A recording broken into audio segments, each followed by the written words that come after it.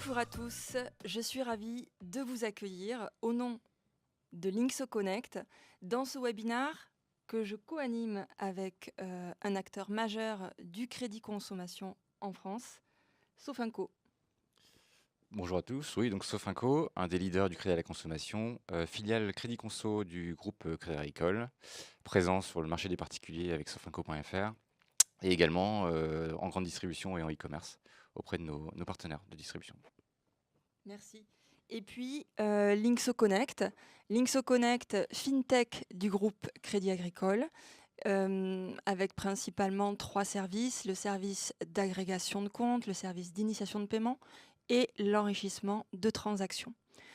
Aujourd'hui, on va parler octroi de crédit et on va parler open banking.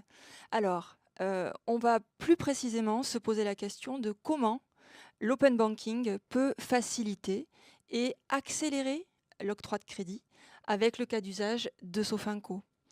Pour répondre à cette question, je vais être entourée de 2 experts de l'octroi de crédit. Tout d'abord, Guillaume Delannoy. Je te laisse te présenter. Oui, Guillaume Delannoy, Product Manager sur les parcours de souscription web chez Sofinco. Et puis, Jordan Laplace. Laplace Jordan, data scientist chez Sofinco, et je travaille principalement donc sur la mise en place et l'utilisation de l'open banking pour l'octroi de crédit et la lutte contre la fraude. Merci, merci Jordan. Et moi-même, Carole Torion, je suis Key Account Manager chez Linkso Connect. Mon rôle est d'accompagner nos clients grands comptes comme Sofinco dans l'intégration de nos produits et de nous assurer une qualité de service optimale. Alors, ce webinaire aujourd'hui, il va se présenter, se structurer en 2 parties. Une première partie sur l'open banking. Je vais rappeler ce qu'est l'open banking à travers quelques cas d'usage. Et puis ensuite, on s'intéressera plus spécifiquement au cas d'usage de l'octroi de crédit avec concrètement le cas Sofinco, dans lequel on va pouvoir avoir un retour d'expérience de Sofinco sur l'intégration de l'open banking et les impacts pour eux de cette intégration. Donc, en termes de format, on va avoir un webinaire d'1 heure dans lequel je vais vous demander de noter vos questions dans le chat de ce webinaire et puis on pourra les prendre à la fin de cette présentation. Voilà, je crois que je vous ai tout dit. On peut démarrer cette première partie avec l'open banking. Alors, qu'est-ce que c'est que l'open banking? L'open banking, c'est... merci Jordan. L'open banking, qu'est-ce que c'est? C'est un terme anglophone qui correspond finalement à l'ouverture des données financières du consommateur à des tiers de confiance, tels que Linkso Connect. C'est un terme qui a permis finalement de mettre en place 2 services, 2 principaux services, l'agrégation de comptes, l'accès aux comptes, et puis le service d'initiation de paiement. Donc, si on rentre un peu plus dans la genèse de l'open banking, alors je vais vous présenter quelques dates clés pour comprendre un peu ce terme et savoir avoir quelques repères chronologiques. Alors tout d'abord, l'open banking est né de nouveaux usages, de nouveaux services qui sont apparus autour de 2010 en France avec l'application Linkso, qui a été faite par l'entreprise Linkso Connect en 2010. Et puis on peut aussi citer quelques exemples outre-Manche, notamment l'exemple de Mint aux États-Unis. Donc c'était les pionniers de l'open banking, quelques exemples de pionniers de l'open banking qui sont arrivés à partir de 2010, qui ont construit des services innovants, qui ont permis aux utilisateurs d'accéder à toute une série de services à forte valeur ajoutée. Et puis ensuite, on a eu un virage. Ce premier virage, il est arrivé en 2019 avec la seconde directive de paiement européen. Cette directive, elle vient finalement poser un cadre à ces services qui existaient déjà et sur lesquels on va avoir le Parlement européen qui vient positionner ce cadre et définir les obligations des acteurs de l'open banking. Donc les banques, mais aussi les tiers de confiance comme Linkso vont avoir des obligations. Donc les banques, par exemple, vont avoir l'obligation de mettre à disposition des API qui vont exposer toute une série de services. Et puis côté tiers de confiance, on va également avoir l'obligation d'avoir un agrément pour pouvoir fournir ces services. Donc Linkso Connect, par exemple, a été le premier en France à avoir cet agrément pour pouvoir fournir ces services. Et puis, donc voilà, on arrive en 2019 où cette seconde directive de paiement a été appliquée et finalement a permis de poser ce cadre à toute une série de services qui existaient déjà auparavant. Alors, si j'avance les principes de l'open banking, donc l'open banking, c'est un principe, un des principes majeurs de l'open banking, il va être autour du consommateur. Donc le consommateur est le vrai enjeu central de l'open banking. On va avoir un consommateur qui va être entièrement maître, qui va pouvoir contrôler toutes les données qui lui sont exposées. Donc c'est lui qui va choisir les données qu'il va choisir d'exposer, qui va aussi décider des tiers à qui il va pouvoir et vouloir partager ces données. Il va pouvoir être entièrement maître finalement de toutes les données qu'il autorise à partager. Donc ça, c'est un vrai enjeu central qui nous préoccupe tous sur ce consommateur. Et puis le deuxième enjeu, le deuxième enjeu fort, ça va être la sécurité. L'open banking, c'est une ouverture des données financières de manière sécurisée. Les exigences sont très fortes pour tous les acteurs de l'open banking, aussi bien les tiers de confiance que les banques. On va vraiment avoir un gros niveau de sécurité qui va être demandé, à la fois en termes d'authentification pour l'utilisateur, avec une double authentification. L'utilisateur va pouvoir se connecter uniquement sur le site de sa banque. Et puis on va lui demander de s'authentifier avec un double facteur qui va permettre en fait d'identifier de manière certaine que c'est le consommateur et seulement lui qui est à l'initiative de la demande. Donc il y a un gros enjeu de sécurité et puis un consommateur qui est vraiment maître de ses décisions, maître de ses données pour pouvoir évoluer librement dans ce monde de l'open banking. Alors, comment exploiter les données? Il existe de nombreux exemples concrets de l'open banking. Je ne vais pas pouvoir tous les décrire, mais plusieurs exemples me viennent. Tout d'abord, le premier, qui est peut-être l'exemple le plus courant, ça va être l'agrégation de comptes. Donc à travers, par exemple, l'application mobile Linkso, on va pouvoir permettre à l'utilisateur d'avoir une vue 360 sur toutes ses dépenses. Donc moi, je vais prendre mon exemple très personnel.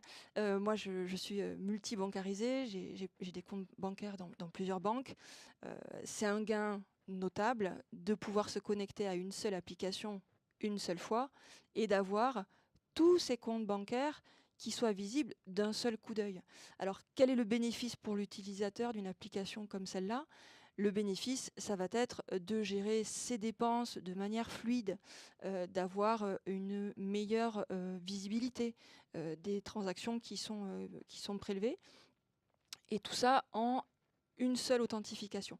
Donc voilà, il y a vraiment ce côté, je donne le pouvoir au consommateur à travers une application, un cas d'usage qui est la gestion personnelle de finances avec l'agrégateur de comptes. Ça, c'est un cas d'usage. Il y en a un autre. Alors, je vais vous donner un exemple qui est vraiment dans le contexte actuel. On est sur une période de cadeaux de Noël. Donc, dans la période de cadeaux de Noël, je crois qu'on est tous sur nos sites e-commerce à vouloir faire nos achats de Noël. Le deuxième exemple que je vais vous donner, c'est le site e-commerce avec le paiement par virement. Par exemple, je vais vous donner un exemple concret. Je veux acheter un cadeau de Noël. Je vais sur mon site e-commerce favori et plutôt que de payer par carte bancaire, je vais pouvoir payer par virement, donc un paiement compte à compte. L'avantage pour l'utilisateur de cette solution, c'est que ça ne va pas entamer le plafond carte de mes dépenses du mois de décembre qui vont être déjà très chargées. Donc il y a un gros gain pour l'utilisateur de ce type de moyen de paiement qui ne va pas entamer le plafond carte bancaire de l'utilisateur. Voilà, donc ça c'est un deuxième cas d'usage. Et puis le troisième que je pourrais citer, qui lui aussi est d'actualité, ça va être la mesure de l'empreinte carbone. Aujourd'hui, on est tous très soucieux de notre environnement. On veut pouvoir contrôler nos dépenses et l'empreinte carbone qu'elles génèrent. On a une responsabilité qui est forte. En tout cas, on se sent de plus en plus responsable de notre engagement vis-à-vis de la planète. Donc pour ça, on a des applications qui vont utiliser l'accès au compte pour pouvoir calculer l'empreinte carbone à partir des transactions qui auront été agrégées et ainsi avoir un choix, une façon de consommer qui va être éveillée, plus éclairée. On va finalement orienter ses achats, orienter ses habitudes de consommation à partir du critère de l'empreinte carbone qu'on aura calculé via une application qui permet à l'utilisateur de calculer son empreinte carbone à partir de ses achats. Donc ça c'est le troisième cas. Et puis le dernier qui me vient, c'est l'octroi de crédit. Donc l'octroi de crédit qu'on va voir plus en détail avec notre partenaire Sofinco. En deux mots comme en un, l'octroi de crédit aujourd'hui avec Linkso, ça va être l'agrégation de comptes qui va être faite dans le cadre du parcours d'octroi de crédit de consommation. Et cette agrégation de comptes va permettre finalement d'avoir un parcours qui soit fluide et qui soit rapide. L'enjeu, c'est vraiment la rapidité, mais je vais laisser la main aux experts pour en parler, notamment Guillaume. Tu vas nous expliquer comment Sofinco a mis en place cet open banking et surtout, quels sont les gains? Pourquoi et quels sont les gains pour Sofinco? Allez, je te laisse la main. Merci. Alors effectivement, déjà, pourquoi se tourner vers l'open banking au niveau de Sofinco? Trois raisons majeures.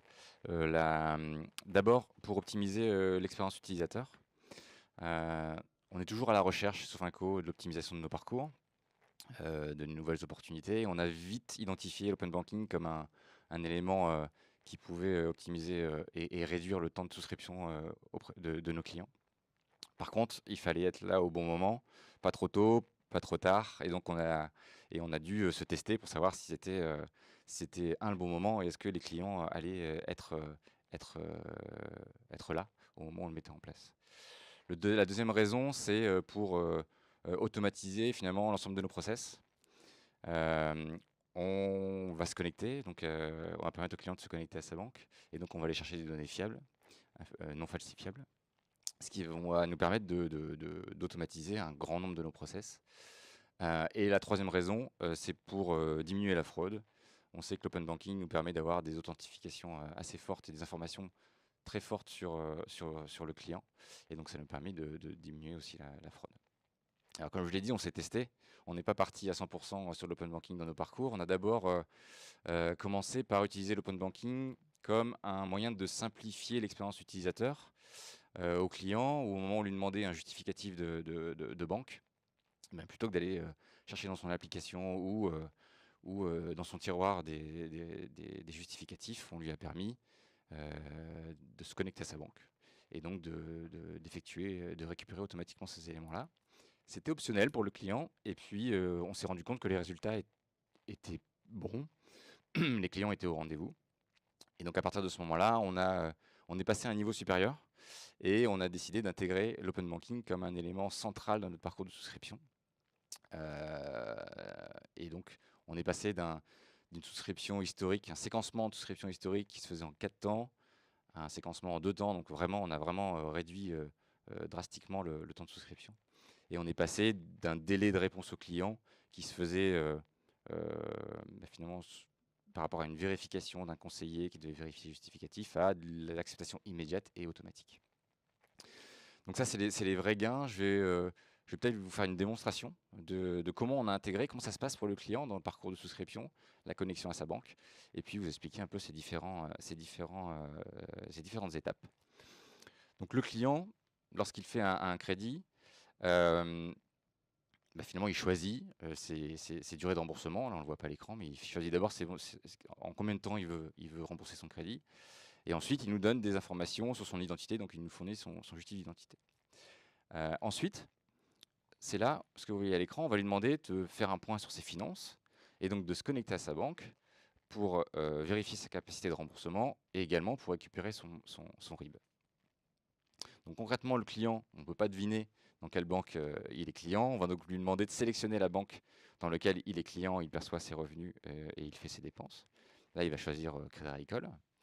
On va lui expliquer pourquoi et qu'est-ce qu'on fait de ces données. Et on va lui demander un consentement. Est-ce que tu es d'accord pour nous fournir quel type de données et pendant combien de temps? L'historique des données, on va le chercher et le fait qu'on utilise ces données qu'en one shot et on ne les garde pas, on y reviendra tout à l'heure. Une fois qu'il nous a donné son consentement, si le client possède l'application de sa banque sur son téléphone, on va directement aller réveiller son application bancaire pour lui permettre de s'authentifier via cette application, donc de manière très simple, comme il le ferait s'il devait aller consulter ses comptes, soit par son Touch ID ou son Face ID, pour s'authentifier. Et en quelques secondes, on récupère finalement les informations de la banque sur lesquelles il nous a permis d'accéder. Le deuxième choix, je le disais, ça nous évite aussi de lui demander d'uploader un RIB pour nous dire sur quel compte il souhaite être prélevé pour le remboursement de ses mensualités. Là, directement, on récupère les IBAN de la banque sur lequel il nous a permis de nous connecter et on lui dit, en un clic, dis-moi si tu préfères qu'on te prélève sur le compte numéro 1, numéro 2 ou numéro 3. Donc voilà concrètement comment ça se passe pour le client. Donc on l'a dit, beaucoup plus simple pour le client, plus simple aussi pour notre parcours d'octroi. Ça nous permet d'automatiser l'ensemble des process et d'arriver sur un délai de réponse au client qui est immédiat et qui est automatique puisque on a été accédé aux informations à la source et elles sont fiables. On peut les valider automatiquement. Donc là, je vous ai montré finalement la partie où le client a réveillé son application bancaire. Il se peut que le client n'ait pas l'application bancaire sur son téléphone. Alors le parcours fonctionnera aussi. Ça réveillera, non pardon, ça réveillera pas, ça ouvrira la page d'authentification de sa banque, donc la page mobile de sa banque, où le client devra saisir son identifiant, son mot de passe. Et la suite du parcours se déroulera exactement de la même manière. Donc c'est un parcours qu'on a mis en place récemment, qu'on a construit. On l'a fait dans une démarche d'innovation. On s'est dit comment on pouvait exploiter le maximum de ce que pouvait apporter l'open banking actuellement et faire en sorte de le tester avant de le déployer auprès de nos clients pour être sûr que les clients seraient au rendez-vous. Et au moment où on l'a lancé, on a eu un suivi très très pointu, à la fois en interne et aussi avec Linkso, avec les équipes Linkso, pour s'assurer que tout se déroulait correctement et faire quelques ajustements nécessaires comme on doit le faire à chaque lancement de produit. Donc tous ces bénéfices permettent à la fois de réduire le délai pour le client, de réduire, on l'a dit, les process d'octroi, mais ça permet également de renforcer la fraude et le risque. Jordan, je te laisse la main pour que tu puisses nous en parler. Tout à fait. Alors, L'open banking permet de lutter en fait contre le risque de solvabilité et le risque de fraude. Donc deux avancées majeures sur le risque de solvabilité. On passe d'une source de données déclaratives à une source de données factuelle. La source de données déclaratives est sujette à des erreurs d'interprétation, des erreurs de saisie, voire même de la fausse déclaration. Quand je demande à un client quels sont ses revenus, est-ce qu'il va me donner ses revenus à l'euro près? Est-ce qu'il va me donner ses revenus avant impôt, après impôt, avec le variable, avec les primes? Est-ce qu'il ne va pas gonfler ses revenus? L'open banking répond à toutes ces questions, ce qui évite les tracas tant pour le client que pour nous. Deuxième avantage sur la solvabilité, c'est la richesse des données procurées par l'open banking. En exploitant l'ensemble des données récupérées par l'open banking, on peut prendre une décision la plus adéquate en fonction de la situation financière du client. Ainsi, l'open banking nous donne une précision en fait sur les revenus, les charges, les mensualités de crédit que paye le client et au global sa santé financière. Nous analysons donc en temps réel ces données pour donner la décision la plus adéquate pour 1. Protéger les profils les plus fragiles et 2. Financer les clients qui sont en capacité de rembourser leur crédit. Sur le risque de fraude, deux avantages aussi. Le premier sur la fraude documentaire. La fraude documentaire a explosé ces dernières années. Avec l'open banking, ce n'est pas possible de falsifier les informations. Les données transitent directement de la banque à chez nous. Le fraudeur ne peut pas ajouter, modifier ou supprimer une transaction ou un montant. La seconde avancée sur la lutte contre la fraude via l'open banking, c'est sur l'usurpation d'identité. Pour un fraudeur, c'est compliqué d'obtenir un identifiant, un mot de passe bancaire. Ça, c'est grâce à nos clients qui sont vigilants et qui connaissent en fait les risques liés à la divulgation de ces identifiants et mots de passe bancaires. Mais imaginons qu'un fraudeur ait quand même réussi à avoir accès à un identifiant et mot de passe bancaire, il va se retrouver bloqué par l'authentification forte demandée par la banque sur le device du client. Et bien souvent, certaines banques demandent même une authentification par biométrie. Donc, pour un fraudeur, récupérer à la fois l'identifiant et mot de passe bancaire, le téléphone et le dos de la victime, c'est mission impossible. L'open banking est amené à se développer sur les prochaines années. Je vais maintenant laisser la parole à Carole qui va vous présenter le futur de l'open banking.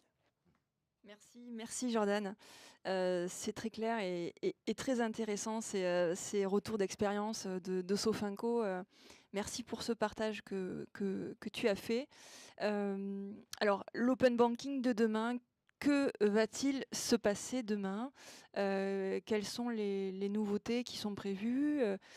Comment cette innovation va continuer à évoluer?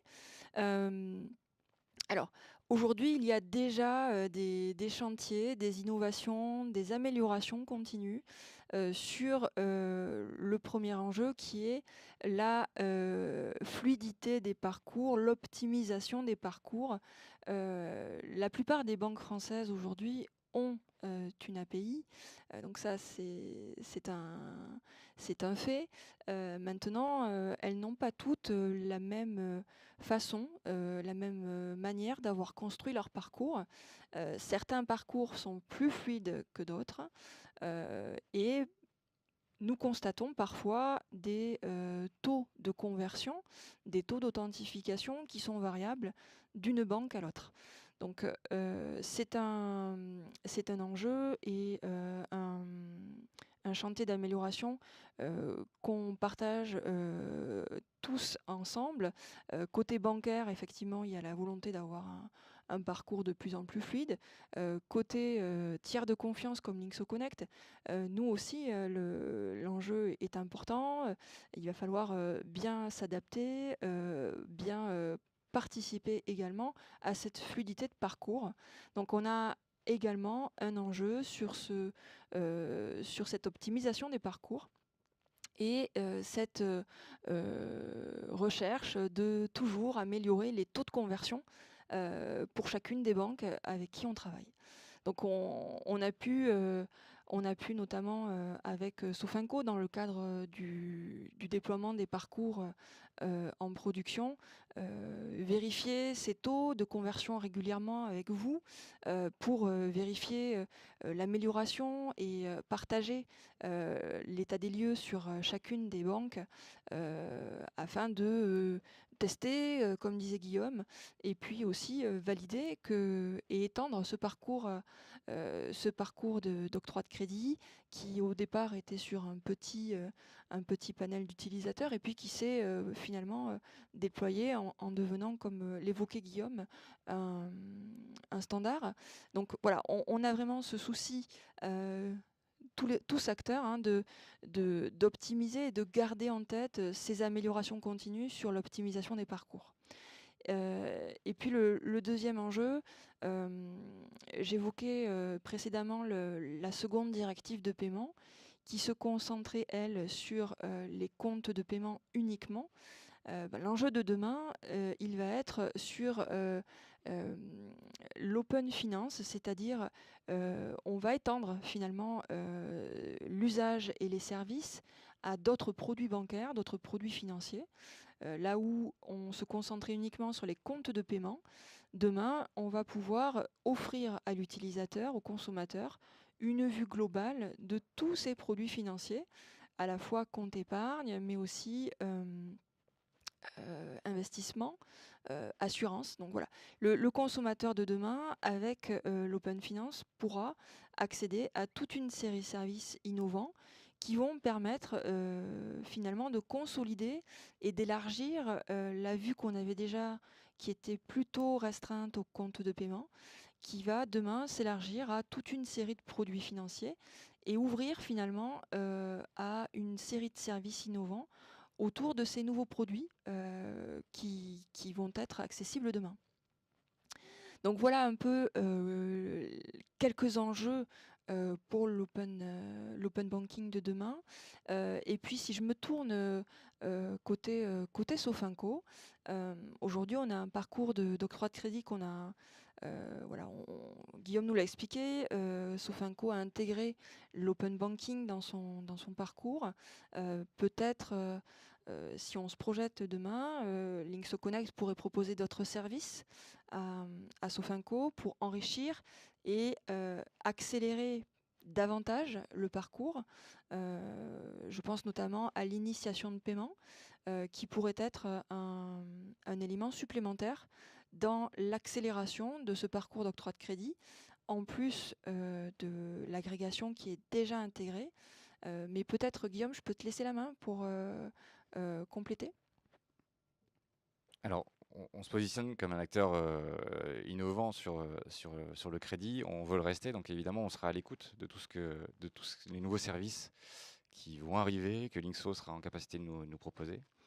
On ne se lancera pas directement sur les nouveaux, on fera pareil, hein, on testera les nouvelles opportunités avant de les déployer. Là, on est dans un process de déploiement de ce service et on cherche déjà à optimiser. Donc oui, certainement qu'on aura beaucoup de choses encore à tester et pour optimiser à la fois le parcours d'un point de vue client, satisfaction client, et d'un point de vue de notre process et de nos conseillers. Je crois qu'il y a déjà des choses, hein, tu l'as évoqué, sur l'open finance. Et je crois qu'il y a déjà des choses. Jordan, tu peux peut-être nous en dire 2-3 mots. Oui, dans les prochaines années, l'open banking va converger vers ce qu'on appelle l'open finance. Donc on va pouvoir récupérer, en plus des comptes courants, les comptes d'épargne des clients et le montant restant dû des crédits du client, ce qui va nous permettre d'être encore plus proche de la santé financière et la situation financière du client pour mieux, du coup, comme toujours, protéger les profils les plus fragiles et financer les clients qui peuvent rembourser leur crédit. Très bien. Merci Jordan pour cette ouverture et cette perspective pour Sofinco. Alors, je crois que on arrive à la fin de cette présentation. Je vous propose de passer aux questions-réponses. Vous avez dû saisir vos questions sur le chat du Meet. Alors, je vous propose de prendre peut-être la première question. Alors, je la lis. Pendant combien de temps avez-vous accès à la banque du client? Alors, Comme tu veux, je peux la prendre, ouais. En fait, nous, on accède à la banque du client en one shot, donc en une seule fois. Donc au moment où le client va sur le parcours, il va partager ses données bancaires, on récupère les comptes bancaires et après on ferme la connexion. On ne l'utilise plus et en fait, on utilise les données bancaires du client au moment où il partage ses données sur le parcours. Donc on l'utilise qu'une fois au moment du partage. Ouais, c'est intéressant ce que tu évoques, Jordan. Alors, je vais peut-être compléter la réponse. Effectivement, dans le cas d'usage de l'octroi de crédit, on a la possibilité de faire une synchronisation one shot, une synchronisation unique qui est vraiment dédiée spécifiquement à un usage. Et ensuite, le consentement de l'utilisateur s'arrête, on ferme la connexion, on ferme l'accès, on n'utilisera plus les données. Mais il existe également un deuxième cas d'usage. Alors je me permets de le compléter pour donner le maximum de visibilité. On utilise également une synchronisation récurrente.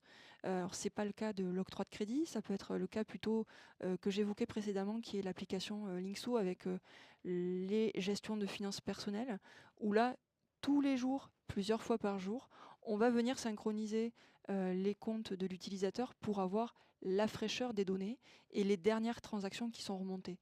Mais encore une fois, cet accord qu'on a du consommateur, à tout moment, le consommateur peut choisir d'arrêter de partager ses données et il peut à tout moment finalement choisir de sélectionner peut-être que 2 banques au lieu des 3 qui ont été agrégées. Donc voilà, on revient encore sur sur ce contrôle. Peut-être. Je voudrais juste compléter, on n'est pas surpris par la question. Quand on a fait nos tests utilisateurs du parcours avant de le lancer, c'est des questions qui revenaient régulièrement. Et c'est des choses qu'on a dû optimiser sur la pédago dans notre parcours pour bien lui expliquer que c'est un one-shot, qu'il connaît ce qu'on va faire de ces données, qu'est-ce qu'on va aller chercher et quel est l'historique finalement, le temps d'historique des données qu'on va les piocher. Donc oui, pas surpris par la question et important d'être très pédagogue sur ces sujets-là dans nos propres parcours pour que le client adhère. Tout simplement. La question, ouais. Deuxième question. Est-ce qu'il a été compliqué de mettre en place l'open banking dans le projet? Je commence. Alors, brancher les services de Linkso, non, c'est pas compliqué, c'est une API. Hein. C'est pas brancher l'open banking qui est compliqué. Les choses à regarder et qui prennent un peu plus de temps, c'est qu'est-ce qu'on fait des données, comment on les exploite, et aussi comment faire en sorte que dans le parcours, le client comprenne ce qu'on lui demande et qu'il ne soit pas surpris et qu'il ne sache pas quoi faire, comment effectuer cette étape. C'est ça qui prend beaucoup de temps. Sinon, techniquement, c'est pas très compliqué, c'est de l'API. Tout le monde exploite des API aujourd'hui et c'est les intégrer. Donc voilà, encore une fois, c'est qu'est-ce qu'on fait des données une fois qu'on les a reçues de manière brute, il faut savoir les exploiter. Tu veux peut-être compléter, Jordan, là-dessus? C'est bon? Alors, effectivement, on a des produits qui sont faciles à utiliser. On n'imaginait pas de complexité à ce niveau-là sur l'intégration des outils. Après, je rejoins Guillaume, il y a un travail de pédagogie qui est fait de la part de Sofinco à ses utilisateurs. Et puis aussi peut-être côté Linkso Connect, bien accompagner Sofinco sur la compréhension des chiffres qu'on peut vous restituer. Je parlais tout à l'heure de taux de conversion par banque. Ça fait partie des indicateurs qu'on regarde pour valider un parcours, pour s'assurer que les parcours soient optimum. Donc voilà, on est sur plusieurs indicateurs. Peut-être du coup sur les indicateurs, le suivi évidemment, et le suivi est important. Et le suivi n'est pas forcément simple en fonction de ce qu'on vient de dire. Hein. Le parcours des banques n'est pas homogène du tout d'une banque à l'autre. Et donc c'est vraiment ce travail-là, tu en as parlé tout à l'heure, de se dire quel travail va être fait avec les banques pour que les parcours soient de plus en plus fluides.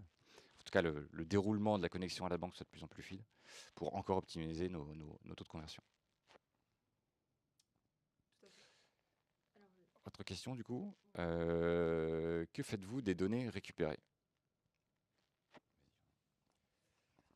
Alors, ça va dépendre déjà du fait que le client ait consenti ou non à l'utilisation de ces données à des fins statistiques. Sur le parcours, on lui demande en fait s'il est en phase pour qu'on utilise ces données à des fins statistiques. Donc, dans ce cadre-là, par la suite, on peut les stocker et donc les travailler pour améliorer nos modèles d'octroi. Il y a aussi un autre usage l'idée c'est que l'open banking remplace la pièce justificative au relevé de compte qui peut être demandée plus tard si le client arrive au recouvrement. Donc ça peut être un élément aussi dans le cas où le client est financé.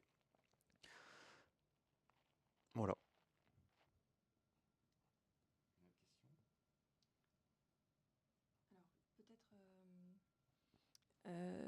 Une autre question. Alors, quelles sont les règles de sécurité en termes de transmission et de stockage temporaire des informations clients? Alors, je peux peut-être faire une première réponse. Donc, en termes de sécurité, je l'avais évoqué tout à l'heure avec la seconde directive de paiement, les exigences sont très fortes en termes de sécurité sur le stockage et l'authentification du client. La première chose, je pense qu'il faut qu'on partage à tous, c'est que l'authentification du consommateur ne se fait jamais, jamais, jamais, en dehors du site de la banque. Hein, voilà. L'utilisateur, il se connecte uniquement sur un site qui est le site de sa banque. Donc dans le parcours d'octroi de crédit, comme dans d'autres cas d'usage, à un moment donné, l'utilisateur va donner son consentement forcément, obligatoirement, sur le site de sa banque. Donc une fois que l'utilisateur a donné son consentement et s'est authentifié avec succès, on a une restitution et un partage des données qui est fait à Sofinco de manière sécurisée pour pouvoir finalement enregistrer et exploiter ces données et vérifier la solvabilité de l'utilisateur. Est-ce que vous voulez compléter ou... Alors, une autre question. Avez-vous mis en place une vérification électronique de l'identité du client en complément de l'accès au compte? Alors, peut-être je peux laisser la main à l'un de vous deux sur cette question. Je peux prendre le début. Ce qui est fait, c'est que on a des contrôles qui sont croisés entre les différents éléments que le client nous partage. Donc, par exemple, s'il nous partage sa pièce d'identité, on va croiser l'identité sur sa pièce d'identité avec l'identité renvoyée par la banque. De cette façon-là, on s'assure que la personne qui fait le parcours, qui est notre client, est bien aussi la même personne qui a partagé ses comptes bancaires. Est-ce que tu veux compléter? Non, une fois, on revient sur les données qui sont proposées et qui sont exploitables par les services d'open banking. Après, à nous de mettre des règles, de savoir si on veut contrôler ça, si on veut contrôler d'autres éléments, si on veut faire d'autres données croisées entre ce que le client donne comme information et ce que la banque nous renvoie comme information. Là aussi, il y a quelques éléments que certaines banques envoient systématiquement et d'autres non. Donc il faut être en capacité d'adapter en fonction du parcours client ce qu'on est capable de contrôler. Autre question? Une dernière peut-être. Une dernière question du coup. Comment gérez-vous la connectivité avec les API des banques quand celle-ci est HS et hors? Je vais te répondre. Alors, effectivement, c'est une bonne question. Donc aujourd'hui, avec la seconde directive européenne, les banques ont eu l'obligation de fournir et d'exposer des API. Et dans le cas où les API des banques ne sont pas disponibles, les banques doivent nous fournir également un site de fallback, c'est-à-dire un site de secours au cas où l'API de la banque soit indisponible. Ce site de secours, il est entièrement sécurisé avec le même niveau de sécurité que l'API. Hein. Mais c'est un échappatoire, plutôt une seconde façon de se connecter au cas où on ait un incident sur l'API, impossible de se connecter. Voilà, je crois qu'on arrive à la fin de ce webinaire. Je tiens à vous remercier à tous les deux au nom de Linkso Connect. Merci Guillaume, merci Jordan, merci Sofinco de votre témoignage. Merci à tous. Et puis, je pense que ce webinaire sera enregistré. On vous laissera le consulter en replay. Merci.